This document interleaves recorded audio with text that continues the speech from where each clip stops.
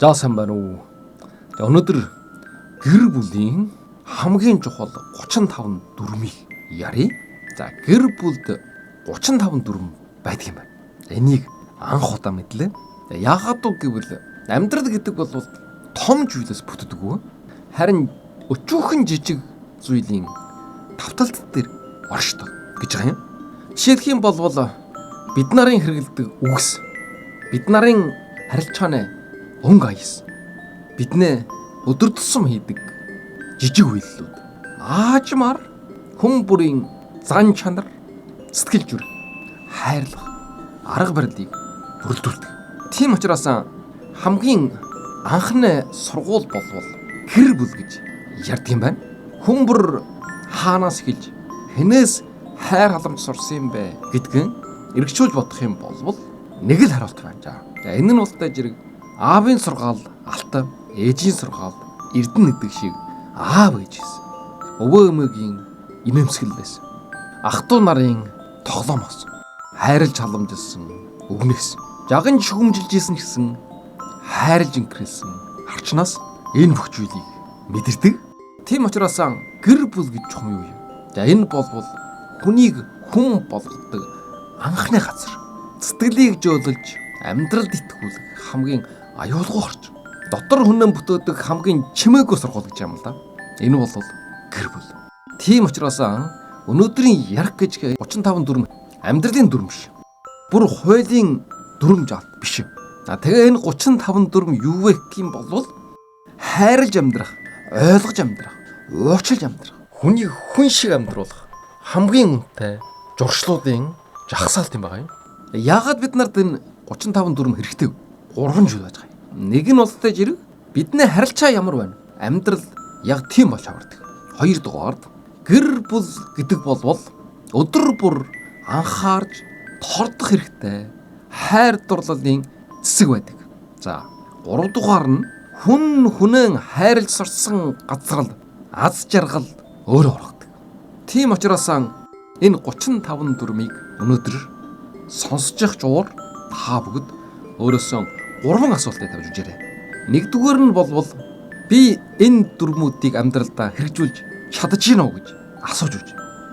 2 дугаар нь энэ дүрмүүд миний гэр бүлд хэрэгтэй юу гэж асууж үз. Тэгээ хамгийн сүүлд нь энэ миний үр хүүхдэд ямар үлгэр дуурайл болох вэ гэж асууж үзээрэй. Яагаад гэвэл зэрэг энэ гэр бүлийн 35 дүрм болвол сайн хүн болгох тухай сургаал ерөөсөө биш. Тэгээ юу болох гэх юм бол сайн гэр бүлийн нэг хишхүн болох тухай ийм дүрм юм байна. За ингээд энэ 35 дүрмийг маш товч тодорхой богинохон хугацаанд та бүхэндээ ярьж тайлбарлая. За хүн болгон заавал дуустал сонсоорой. Хүн бүрд гэр бүл болгонд хэрэгтэй алтан шиг ийм 35 дүрм байж байгаа юм. Сая хэлсэн энэ бол амьдралын дүрм биш, бүр хойл чааж биш. Юу гэхтэй зэрэг хайрлж амьдрах, ойлгож амьдрах, уучлж амьдрах, хүн шиг амьдрах хамгийн үнэтэй зуршлуудын жагсаалт гэж хэлсэн. За ингээд энэ жагсаалтыг та бүхэнд уншиж танилцуулъя.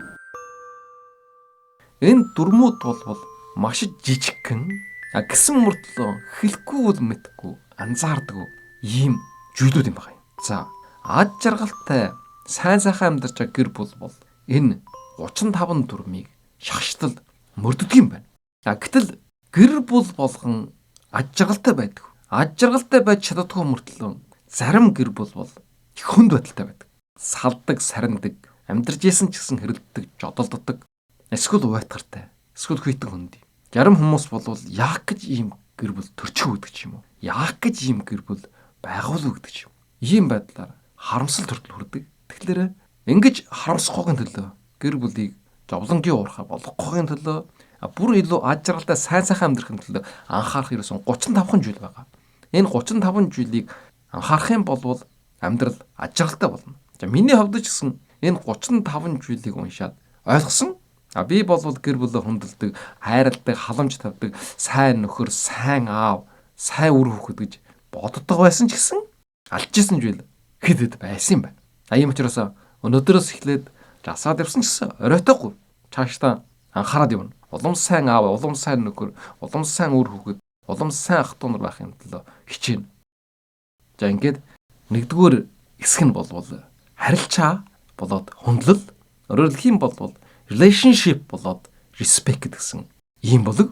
За энэнийх нь нэгдүгээрт бие биеийн хөндлөл. Хамгийн их хохирдог хүмүүс орон зай болвол гэр бүл юм байна. Гэр бүл учраас зүгээрээ яах вэ, ойлгоно гэсэн ийм буруу ойлголт бид нарын донд байдаг. Гэтэл биш та. Үннийг хэлэх юм бол хамгийн эмжиг, хамгийн их анхаарал халамж тавих хэрэгтэй нь бол гэр бүл юм байна. За тэгэхээр нэгдүгээрд бол бие биеийн хөндлөл. За яагаад өгдөж ирэх хөндлөл гэдэг бол хайр, ойлголцлын үндэс. Харилчин бие биенээ хөндлөхгүй бол бие биенээ ойлгоно гэж байхгүй. Бие биенээ хөндлөж ойлгохгүй бол хайр гэсэн юм байхгүй. Би өчнөө хайртай гэж хэлээдэж гисэн ойлгодоггүй, хөндлөдөггүй юм бол тэр хайр бол худал. Тийм учраас энэ хөндлөж чаддаг газрал дотн харилцаа ургаж бий болдог. Дотн харилцаа гэдэг бол харилцсан хөндлөл төр байдаг. Тэндээс ургаж гардаг шүү. Ингээд харилцан ойлголцсон, хөндлөлжсөн, хайрлалжсэн энэ харилцаа байж иж гэр бүл тогтвортой байдаг. За ийм учраас гэр бүлийн үндсийн үндэс суурын суур нь болвол бие биеийн хөндлөх. Бид нар бол юу гэж ойлгоод байгаа хөвгтэй. Бие биенээ хайрлах хэрэгтэй гэдэг. Гэтэл хайрлах нь бол хамгийн дээд хэлбэр. Бие биенээ хайрлахын тулд яах хөвгтэй хөндлөх хэрэгтэй. Тэгжээ сая тэр жинхэнэ хайр нь бий болно. За хоёрдугаард нь бол ховийн орон зайгийг хөндлөж үчих. Гэр бүл юмаа гэд ерөөсөн бид нарт ховийн орон зай байхгүй гэж гэр бүлийнхэн гишгүүдийн ховийн орон зай руу халддаг, үл хөндлөдөг. За энэ бол сөрөмлөлттэй. Гэр бүлийн өвдөж хамгийн том хүчинжүүлийн нэг. Тийм учраас хүн болгонд байж та өөрийн гэсэн ертөнц байдаг гэдгийг ойлгох хэрэгтэй. Хичнээн эхнэрж байсан, нөхөрж байсан, өөрөө хөгдөж байсан тэр ертөнцийг хөндлөх хэрэгтэй. Тэрэнд нь халдаж болохгүй тарах хэрэгтэй. Орон зай өгж гинэ гэдэг бол итгэл үзүүлж байгаа юм шин тамдаг. Юу вэ гэдэг жирэг бие биенээ амьсгал өгөх орон зай гаргаж өгж гинэ гэдэг нь хайр гэж байгаа юм л да. Хайрлж гинэ гэд амьсгал авах тэнхэлгүй болтол нь шахаад тавираад боогоод байх юм болвол тэр хайр биш. Тэр амьсгал бүглөрөөд боогдож үхэх нь биш та. Тийм учраас амьсгал авах орон зай өг. Өөрөөр хэлэх юм бол ховийн орон зайг хөндлөх гэсэн. За энэ дотор жишээл гар утас гэдэг ч юм уу. Ховийн харьцаа гэдэг ч юм уу. Гэр орон дотор байх өөрийнх нь ховийн эд жил өрөө таслаг. За энэ бүгд бол ховийн орон зай. За энд нь амьсгах орон зай үлдээж өгөх хэрэгтэй. За 3 дугаард нь бол сонсож сур, дараа нь яр. Сонсож ижил ойлгодог. Хөндлөж байгаа юм шиг. Сонсож ижил асуудал шийддэг. Сонсож чаддаг хүн хамгийн ухаалаг байдаг. Ярахаасаа илүү сонсох нь чухал. Зөвхөн гэр бүл биш. Нийгмийн бүхий л харилцаанд. Сайн ярьж сурахаасаа илүү сайн сонсож сурах. За энийг бол сэтгэл судлал дээр маш их ярьж байгаа. Тэгэхээр гэр бүл гэдэг бол бүр бусад орон зайгаас, бусад харилцааны хүмүүсүүдээс хамаагүй илүү сонсох чухал байдаг. Өөр хүнд хэлж чадахгүй, хэлэх боломжгүй тэр үгээ зөвхөн гэр бүлдээ ярьдаг. Тийм учраас гэр бүлийнхэн гишгүүдийн сэтгэлийн онгоцод сонсох хэрэгтэй. Зөвхөн сонсоход бодно. Буцаагаад ерөөсөө зөвлөгөө шаардлагагүй байгаа юм. За ийм учраас аж аргалтай сайн сайхан амьдардаг гэр бүл бол харилцан бие биенээ сонсох чадвартай байдаг байна. За дөрөвдүгээрд нь гэр бүлийн ямар дүрэн байдаг вэ гэх юм бол хэлүүлэлтгүйгээр тусал гэж байгаа юм. Хэлэхгүй байсан туслах хэрэгтэй. Гэр бүл гэдэг бол надад туслаачаа дэмжээч гэж хэлэхгүй ч гэсэн тусалдаг бай. Өөрийнхөө хумсараас. Тийм учраас жижигжүүлч гэсэн хамаа байхгүй. Эндээс хайрын мэдрэр. Ийм сайн санаачлаг хүнээ сэтгэл төрнө. Өөрт чинь хэлүүлэлгүйгээр өөр чинь тусалдаг ийм хүн бол маш ховор зөвхөн гэр бүл байдаг. Тийм учраас гэр бүлийнхэн гишгүүдийн ажиглаад яад тусалж болох вэ? Жижигч гэсэн тус хүргэж хэрэгтэй. Ундаасан болвол цай аяглаад өгдөг. Ядарсан болвол амрах боломжийг олгож өгдөг. Ийм байх хэрэгтэй. За 5 дугаард нь гэр бүлдэн болвол ээлдэг хэрэглэх хэрэгтэй. Гэр бүл учраас энэ болвол гүйцэтгэх ёстой үүрэг алга гэж бодсон хэрэг. Тийм учраас гуйжин шүү, туслаач, баярлалаа, талархлаа гэдэг үгийг сайн хэлж хэрэгтэй. Гэтэл манай дийлэнх гэр бүл бол тийм биш. Энд гүйцэтгэх ёстой үүрэг шүү дээ. Хой чаа аяглаад гэдэг ч юм уу, хоолоо хий гэдэг ч юм уу. Энэ эерэг үг бол орчныг дулаан болгоно. Анхаарал, хөндлөлийг илэрхийлдэг. Энэ сайн сайхан үгийг бол сэтгэл дотор хадгалаад хэрэг байхгүй. Үгээр илэрхийлэх юм бол сэтгэлэгж бол. Ийм учраас гоё. Өөрөөр хэлэх юм бол англиар бол please гэсэн үг байна шүү дээ. Ингээд баярлалаа талархлаа. За энэ үгүүдийг бол байнга хэлж хэрэгтэй.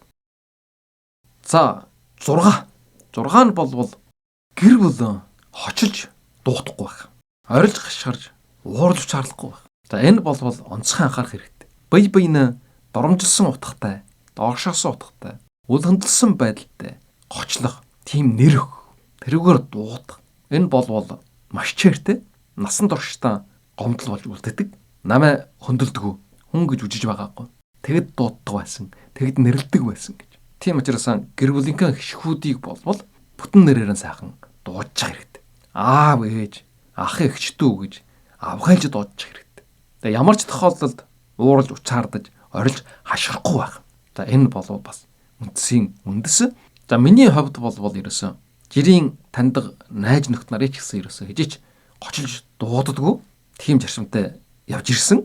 Андуураад ч гэсэн дуудахгүй. Хүмүүс бие биенээ төрсэн төлөв байдлаар нь гонжгороо гэдэг ч юм уу, пагдгараа гэдэг ч юм уу. Янз бүрээр гочлоод дуудаг. Гэтэл би бол ерөөсөн тэг дууддаггүй. Заавал тэр нэрээр нь дууддаг. За бүр гочлох биш бүр тэнгээ гэдэг ч юм уу, мангараа гэдэг ч юм уу. Ийм байдлаар дуудах бол бүр байж болохгүй зүйл. За 7 дугаар. За уучлал хүсэх хичүү байсан ч гэсэн хэлж сурах хэрэгтэй. Ерөөсөө уучлал хүсэж чаддаггүй тийм хүмүүс байдаг, алдаа гаргасан ч гэсэн маш их нэр хөндөө боддог тийм хүмүүс. Тэгэхээр уучлал хүсэж сурах хэрэгтэй. Уучлал гэдэг бол энэ зүрх сэтгэлийг ойртуулдаг хамгийн чухал хэлбэр. Уучлал хүсэж чадж байна гэдэг чинь өөрөө хүчтэй хүн шинж. Тийм сул дараа хүн шинж үл ерөөсөн биш. Ингэж буруугаа мэдрэх юм бол энэ жасхын эхлэл бол. Тийм учраас гэр бүлийн гишгүүдэн гомдоосон юм бол уучлал хүсэж сурах хэрэгтэй. За 8 нь бол алдаагаа хүлээн зөвшөөрөх. Хүн болгоо алдаа гаргадаг. Гэсэн чигсэн хамгийн чухал нь бол хүлээн зөвшөөрөх юм. За энэ бол хариуцлагатай байгаа юм шинж. Хариуцлагатай байна гэдэг бол үнэн чаралчааны үндэс юм байгаа юм. Ингэж алдаагаа мэдрэх юм бол харилцаач сайжирна. Тухайн хүн ч гэсэн цаашаа хөгжиж дэвшин. Хэжээч гаргасан алдаагаа хүлээн зөвшөөрдөг, уучлал хүсдэг ийм гэр бүлийн гишүүд байдаг. Энэ нь устай жирийг насан турш үргэлжилдэг. Тэгээд маш том гомдол, үл ойлголцол бий болдог. Ийм жишээ бол их олон байдаг. Тийм учраас зоригтой алдаагаа хүлээн зөвшөөрнө, уучлал хүсэх хэрэгтэй. За 9-дүгээрд нь бол хэрэгтэй үед нь тусал. Сая бол хэлээгүй байсан ч гэсэн тусалж явах хэрэгтэй гэж хэлсэн. Хэрэгтэй үед нь бол бүр илүү ханчаа шамлаад сэтгэл гаргаад туслах хэрэгтэй. Бие биеийн шаардлагатай үед нь туслахын төлөө гэр бүл байж байгаа. Туслана гэдэг бол хайрын хамгийн дээд хэлбэрийн нэг. Тийм учраас заавал том биш. Жижиг зүйлдер ч гэсэн тусалж явах хэрэгтэй. Эндээс хүмүүс баярлж, аж жаргал, гэр бүлийн үн чаныг мэдэрдэг. За 10 дугаард нь асуудлыг тайван шийдэх хэрэгтэй. Гэр бүлд бол янз бүрийн асуудлууд гарна. За энийг бол тухай бүрд нь тайван шийдэх хэрэгтэй. Орилж хашгирдаг, хэрэлдэг. За ийм мууж уршилт тогтсон гэр бүлүүд олон байж байгаа. Тийм учраас уур хилэн бол асуудал ирсэн шийдэж чадахгүй гэдгийг ойлгох хэрэгтэй. Тайван ярьдаг хүмүүс бол хоорондоо ойр байдаг. Ингэж сэтгэл хөдлөл багасах тусмаа ухаалаг шийдвэрүүд тодорч гарч ирдэг. За одоо жалгаад 2 дугаар хэсэг. Итгэлжил болоод үнэнч байдал. Trust and honesty. За 2 дугаар хэсгийн 1-р зүйл. За ерөнхий дугаар нь бол 11. 11 нь бол үргэлж үнэнч бай. Ягаад гэвэл жирийг үнэн үг итгэлийг бий болгох. Итгэлтэй хүний л хүн хайрладаг. Харин энэхээ эсрэгээр хуурамч байдал бол харилцааг алдахад болно. Өөрөөр хэлэх юм бол хайр үдэрнэ гэсэн. Тийм учраас ямар ч нөхцөлд юу ч болсон гэр бүлтэй үнэнч байх хэрэгтэй. За энэ үнэнч байна гэдэг бол бас их өргөн хавхтай. Жишээлх юм бол гэр бүлээсээ гадуур сүлрэхгүй байх. Тэгээд болсон үед явдлуудыг гэр бүлтэй яг тэр хэвээр нь ярьж явах. За 12 дугаар зүйл. 12 дугаар зүйл бол амлалан биелүүлэх хэрэгтэй. Амлалт гэдэг бол итгэлжлийн гэрээ гэж байгаа байхгүй бүр гэрээ. Ингээд амлалтаа биелүүлэх тусмаа итгэлжил өснө. Амлснаа мартдаггүй хүн бол хөндлөлөө хүлээн. За энэ бол гэр бүлийн итгэлжлэл, хөндлөл, хайрын үндсийн нэг. Хүүхдүүдийн хүмүүжлэлд бас их тус болно. Гэр бүлдээ амлалтаа биелүүлж чадах юм бол найд нөхөд нийгэм хамт олонныхон дунд бас амлснаа биелүүлдэг. сайн хүн болж хүмүүжигдэн тус болох юм байгаа юм. За 13. За 13 нь бол нуучаа хадгалах соёлтой байх хэрэгтэй. Гэр бүлд бол гэр бүлийн нууч гэж байна. Энийг бол чадалж болохгүй. Итгэсэн зүйлийг хадгалж чадна гэдэг бол бас хайрын илэрхийлэл гэж байгаа юм л да. Үнэхээр хайртай юм бол нуучийг хамгаалж хэрэгтэй гэсэн. Гэр бүл дотор ярьсан зүйл бол зөвхөн гэр бүлдээ л одоо үлдэх ёстой. Гэр бүлд ярьсан зүйл гадагшаа ядарч байна гэх юм бол гэр бүлийн хамгаалалт алдагдаж байна гэсэн. Эндээс үүдээд гэр бүл эвдэрнэ. Янз бүрийн асуудлууд үүснэ. За 14 нь бол гэр бүлийнхээ гишгүүдийг шархлуулах ийм нуугчийг бол хадгалж болохгүй. Өөрөөр хэлэх юм бол гэр бүлийнхээ нууцыг гадагшаа жадаж болохгүй. Тэгсэн мөртлөө өөрийнхөө нуугчийг гэр бүл дотроо нуугчлах болохгүй гэсэн. Тэр тусмаа гэр бүлийнхээ гишгүүдийг шархлуулж магадгүй нуух тусмаа. За ийм нуучуудыг бол задлах хэрэгтэй. Гэр бүлийнхээ гишгүүдээс юм нууж болохгүй гэсэн. Ямар ч тааруухан зүйл байсан илэрхийлж хэрэгтэй. Тэгхийн бол ойлгох нь асуудал шийдэгдэнэ. За 15 дугаард нь итгэл алдах зүйлээс жайлсхийх. Итгэл алдах зүйл хийх юм бол тэр алдсан итгэлийг буцааж авчрахад маш хүнд байдаг.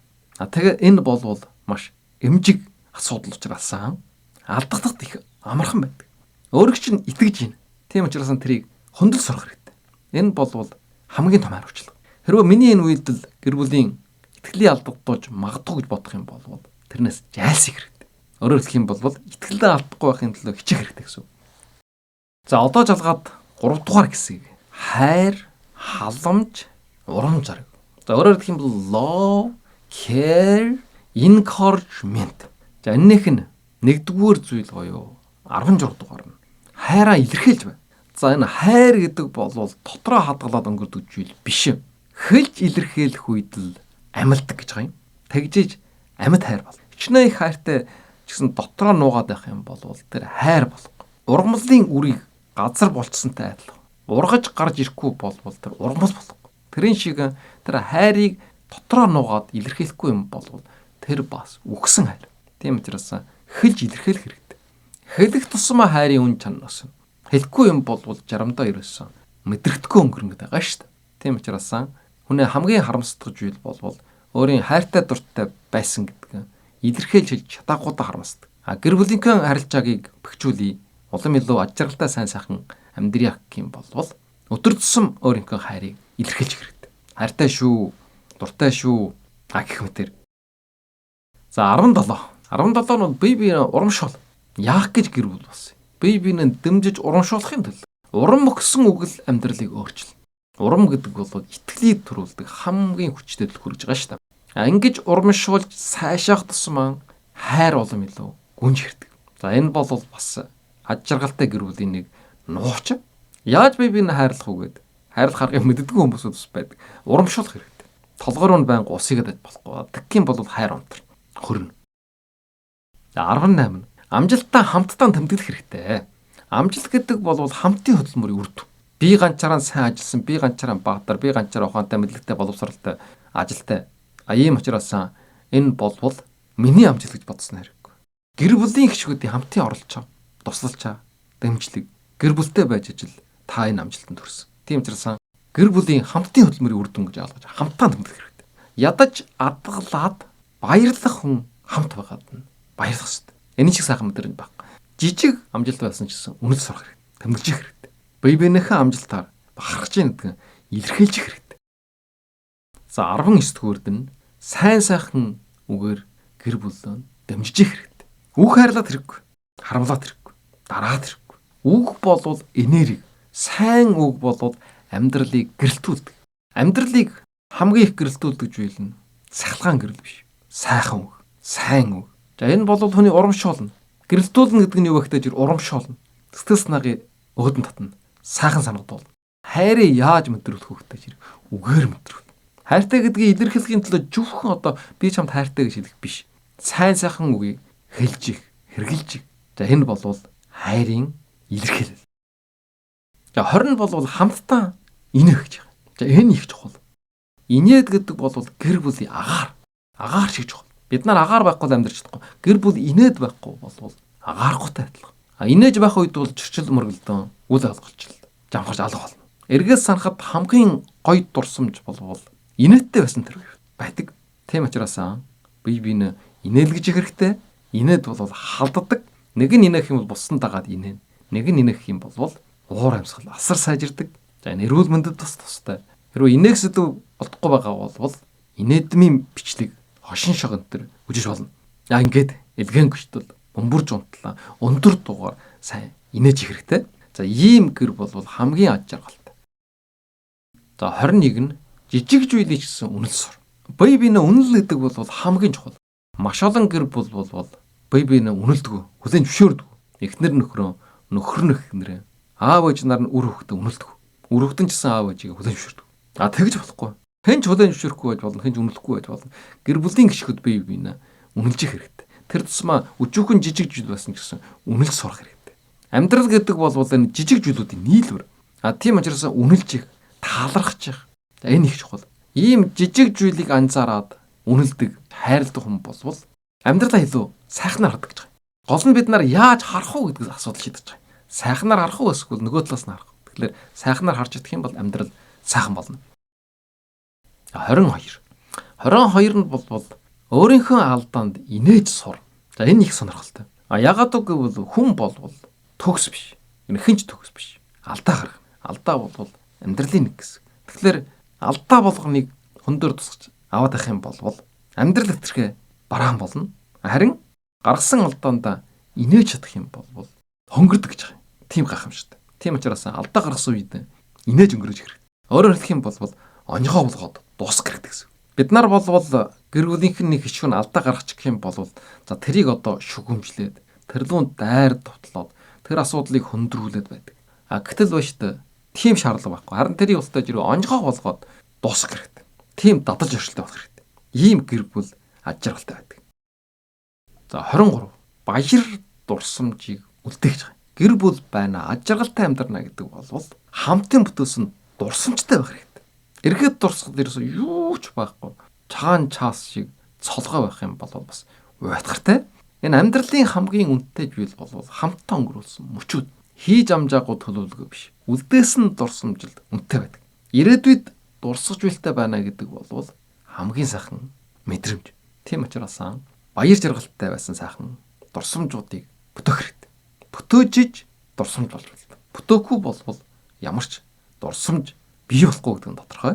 Хамт аялдах ч юм уу, спорт биеийн тамраа хичээлдэг ч юм уу, хийж бүтөөдөг ч юм уу.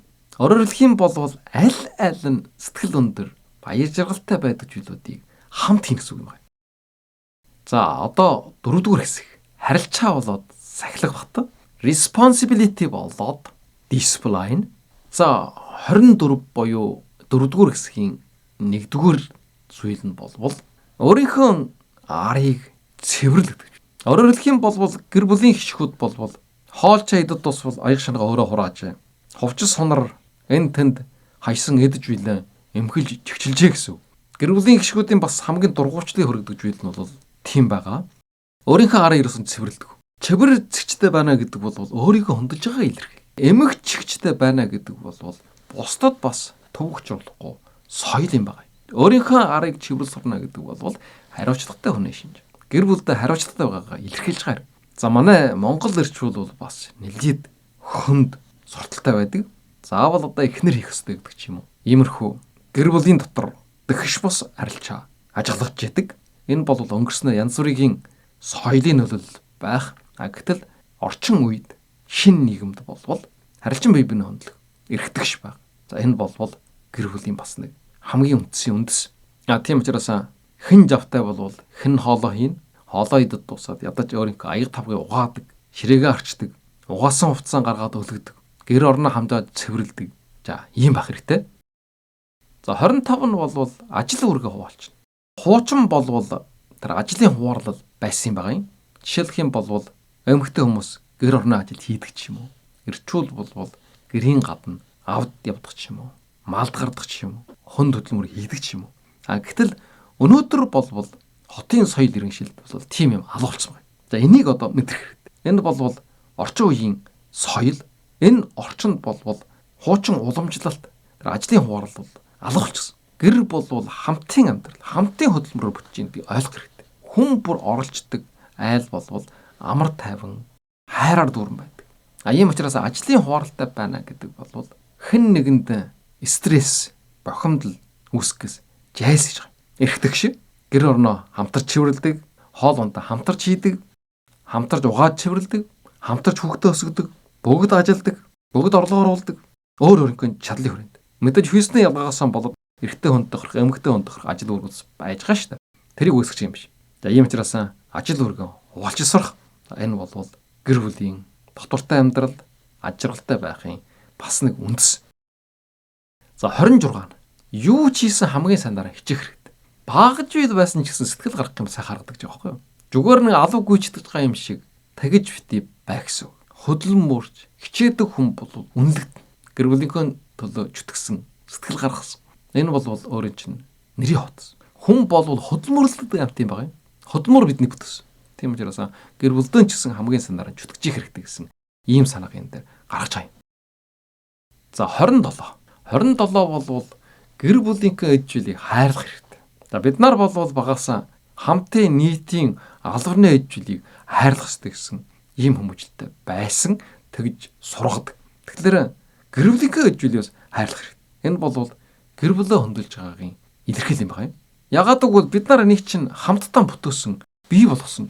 Энэ бол бидний гэр бүл. Гэр бүлийн эджүүл гэдэг бол гэр бүлийн нэг хэсэг. Гэр бүлээ хайрлана гэдэг бол зөвхөн хүний биш. Эдэжүйлийн бас хайрлах хэрэгтэй гэсэн. Эдэжүйлийн хайрлж ийн гэдэг нь тухайн хүний хөндөж хайрлж явахын илэрхийлэл байдаг. За 28-нд нь хамт хоололж явах үед утас бариад ховынхон жилиг үжээд суугадаж болохгүй. Хамт байж явах үед ганцаараа телевизийн удирдлагыг эргшээж болохгүй. Хоолны ширээ бол яралчдаг, сэтгэлийн холбоотой газар. Тийм учраас анхаарлаа гарцсандаа биш, бие биендээ хандуулах хэрэгтэй. За энэ бол сүлийн үед гарч ирж байгаа ийм дүрм. Одоо гар утастай болвол ерөөсөн эхний жошохон болчихсон тийм үе орж ирж байгаа юм шиг ажиглагдаж байгаа юм. Хүүхдүүд хүртэл тийм хоорондоо найзлах юм болчих. Сургууль тарж ирэл гар утсаа бараа суудаг. Уулжи, хамт тоглоё гэсэн ийм хамт маш их багасж байгаа. Тийм учраас гар утас биш, бие биентэйгээ харилцаж. Зөвхөн гэр бүлийнхээ гишүүдтэй биш. Цаашдаа найд нөхөд нийгмийн харилцаанд бас анхаарах хэрэгтэй. За 29. За энэ бол бас алтан дүрмийн нэг. Хоолоо хамт идэх хэрэгтэй. Юунэ төлөө гэр бүл вэ? За энэ бол их чухал. Жишээлх юм бол ажлын жаг таарахгүй байна гэд хамт идэхээс жайлшийдэг ч юм уу. Эсвэл би өрөөндөө идчихье гэдэг ч юм уу. Эсвэл чи ихлээд идчихье гэдэг ч юм уу. Ийм байдлаар хамт хооллох холлоод бид нарын амьдрал дээр их ажиглаж байгаа юм. Гэтэл энэ бол зүгээр л нэг хамт хооллож байгаа биш. Гэр бүлийн гишүүдийн харилцааны тайлбар, харилцааны цаг мөч. Хамт хооллож явах үед л гэр бүлийн амьд харилцаа бий болдог юм байна. Бие биенээ сонсно. Дотор нь байх хамгийн сайхан боломж бол хоолны цаг. Тийм учраас ямар ч нөхцөлд хамт хооллох нөхцөлийг бүрдүүлэх хэрэгтэй. Хамт хооллож хэрэгтэй. Зөвхөн гэр бүлийн гишүүд л өдөр тутам хамт хооллож идэг. Гэр бүл байхын бас нэг бэлэг төмдөг юм байна. За 30 дугаар. 30 дугаард бол өдөр бүр хамтдаа байх цаг гарах хэрэгтэй. Энэ хайр гэдэг бол арчилгаа шаарддаг. Тэр тусам маань цаг хугацаа өнгөрцсөн. Хуучир нь муутна, эвдэрнэ. Тийм учраас ажил ихтэй байсан ч гэсэн гэр бүлдэн жоруулсан цаг гарах хэрэгтэй. Хайр гэдэг бол анхаарал, хамт байх цаг хугацаанаас эхэлдэг юм байна. Тийм учраас зориуд өдөрт 10 минутч болтугай хамт байх хэрэгтэй. Хамт байгаад яралцдаг, сонсдог, зүгээр жирчээ суужсэн бол бие биенийхээ сэтгэлийн мэдрэг. Хүүхдүүд гадагшаа гараад сургуулиас хараад ирэх үед нь дуудаад хажуудаан суулгаад яралчих хэрэгтэй. За 5 дугаар хэсэг нь бол сэтгэл зүй болоод эрүүл харилцаа. Өөрөөр хэлэх юм бол emotional health болоод family bond. За энэних нь нэг буюу ерөнхий дугаар 31 нь бол уучлалсаар. Уучлж өршөөх шиг сайн сайхан зүйл хаач байхгүй. Гэр бүл байх тусмаа, хайртай байх тусмаа уучлж өршөөх сэтгэлтэй байх хэрэгтэй. Ягаад гэвэл хүн болвол гомдол тах тусмаа сэтгэл хөндөрдөг. Харин уучлах тусмаа сэтгэл хөнгөрдөг. Тэр хүнийг уучлж өршөөснөөр ямар нэгэн сайн сайхан зүйл ирэхгүй ч гэсэн миний сэтгэл өөрийн сэтгэл хөнгөр. Сэтгэлээс уяастай байсан тэр чулуу унана. Ингэж уучлж чадах юм бол дахиж ойртон, дахиж итгэс сэргэнэ.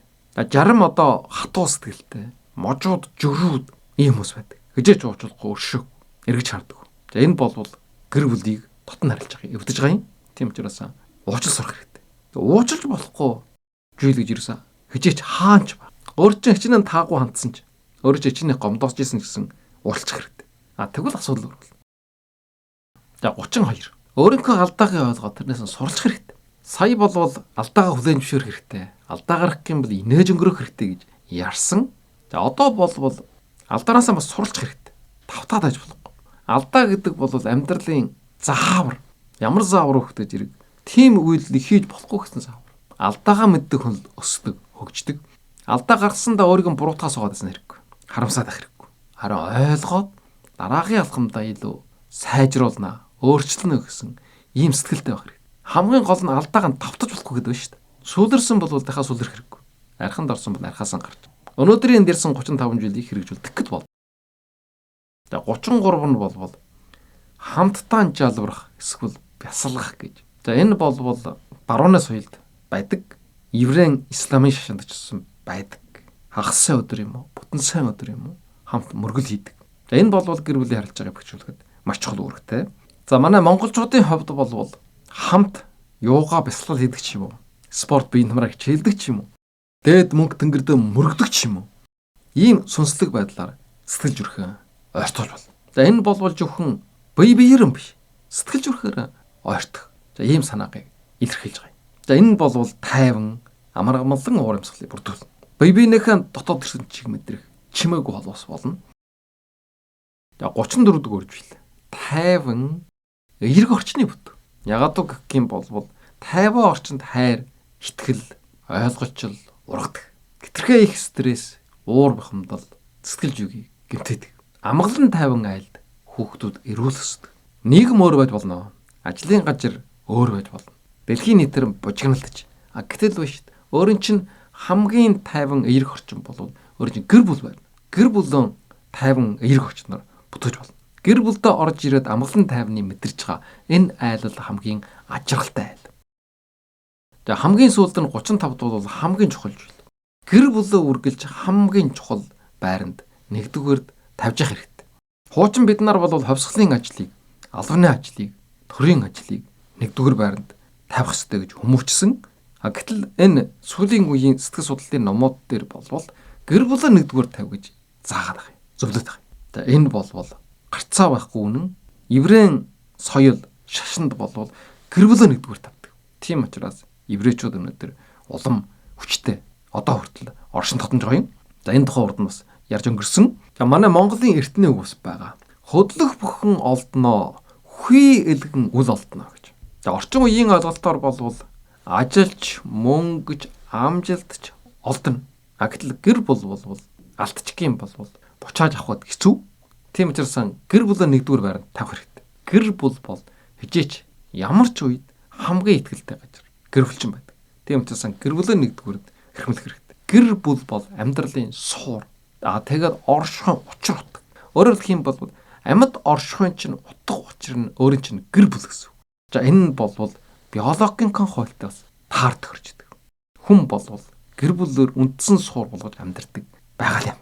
Тийм учраас гэр бүлөө нэгдүгээр тавьж чадахгүй юм болвол амьдрал сэрнэ гэсэн. За ингээд өнөөдрийн ярсан 35 жилийн баримтлаад гэр бүлөө нэгдүгээр тавьж сурах хэрэгтэй. Яаж нэгдүгээр тавих вэ гэдгийг энэ 5 жилд хуваасан 35 жил дээр нэг бүрчлэн ярлаа. За өнөөдрийн ярсан зүйлийг дүгнэе. За өнөөдрийн энд ярсан 35 жил болвол амьдралын хамгийн үнэтэй гэж хэл. Бид нар бол амьдралдаа маш олон дүрм, зарчим, хуулийн сахдаг, ажлын дүрм, сургуулийн дүрм, замын хөдөлгөөний дүрм гэдэг. Гэтэл хамгийн анхны, хамгийн чухал дүрмүүд болвол энэ өнөөдрийн ярсан энэ гэр бүлийн 35 дүрм юм байна. Энийг хинч шаадаг, хинч мөрдгөж шаарддаг. Тэгсэн мөртлөө үндсэн дүрм. Ягаад гэвэл зэрэг энэ 35 дүрм болвол хүн болж төлөвшхийн эхний хичээл. Аавс. Амьдралдаа хүнтэй зөв харилцах анхны сургууль. Хайрлж, хөндлөж, ойлгож, уучлж хамтаа амьдрах ухаан. Өөрөвч биш.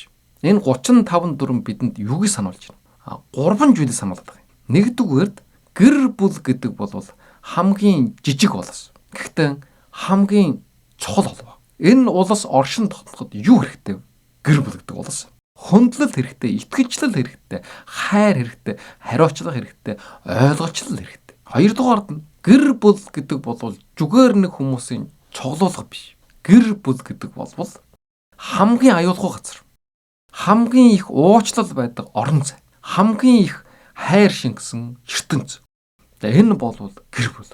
За 3 дугаард нь амьдралд хэн хамгийн их хэрэгтэй вэ? Ажил дуусна, амжилт өнгөрнө, найзууд солигдно. Харин чи өвдсөн ч, алдсан ч чамайг хүлээж суудаг чорын ганч хүмүүс бол чиний гэр бүл, өөр хэн биш. За ингээд ерөнхийд нь дүгнж хэлэх юм бол энэ 35 дүрмийн чат утга нь ерөөсө ганцхан санаа байгаа. Тэр нь юу гэхтэй зэрэг хайртай хүмүүсээ хайрлаж амж, анхаарлаа хандуул, сайн үг хэл, сонс, уучил, инээ хамт байв. Амьдрал бол богинохон, харин хайраа мэдрүүлж амжих чаг бид нарт хангалттай байна. Үргэлж байдаг. Ийм учраас хамгийн гоё дүрм нь юу юм? Гэр бүлэн үргэлж хамгийн сайн сайхнаар байлгаар хичээж амдар. Энэ бол хамгийн гоё дүр. 35 дүрмийг хураангуйл нэгтгэж ганцхан дүрм болгох юм бол гэр бүлэн үргэлж хамгийн сайн сайхнаар байлгахын төлөө хичээв. Хэрвээ энэ яра таалагдсан бол илүү олон хүнд хүргээрэй, сэтгэл бичээрэй, лайк дараарай, бас subscribe хийгээрэй. За, та бүхэнд маш их баярлалаа.